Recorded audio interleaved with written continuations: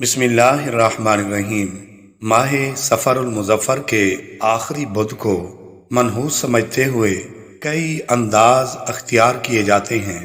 مثلا اس دن لوگ اپنے کاروبار بند کر دیتے ہیں، سیر و تفریح اور شکار کو جاتے ہیں، پوریاں پکتی ہیں، نہاتے دھوتے خوشیاں مناتے ہیں اور کہتے یہ ہیں کہ حضور اقدس صلی اللہ علیہ وآلہ وسلم نے اس روز غسل صحت فرمایا تھا اور بیرون مدینہ طیبہ سیر کے لیے تشریف لے گئے تھے۔ ناظرین، یہ سب باتیں بے اصل اور بے بنیاد ہیں، بلکہ ان دنوں میں حضور اکرم صلی اللہ علیہ وآلہ وسلم کا مرض شدت کے ساتھ تھا۔ بعض لوگ کہتے ہیں کہ اس روز بلائیں آتی ہیں اور طرح طرح کی باتیں بیان کی جاتی ہیں۔ ان سب باتوں کی کوئی حقیقت نہیں ہے۔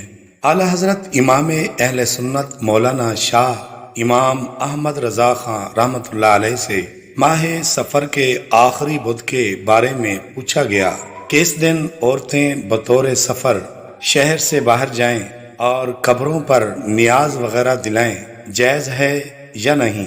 تو آپ نے اس کا جواب دیتے ہوئے ارشاد فرمایا، ایسا ہرگز نہ کیا جائے کہ اس میں سخت فتنہ ہے، اور چہار شنبہ یعنی بدھ کا دن منانا محض بے اصل ہے۔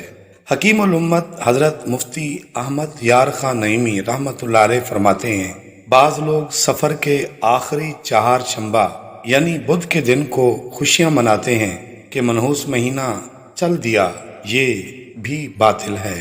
اللہ تعالی ہم سب کو دینی اور شرعی مسائل میں سمجھ بوجھ عطا فرمائے، آمین یا رب العالمین۔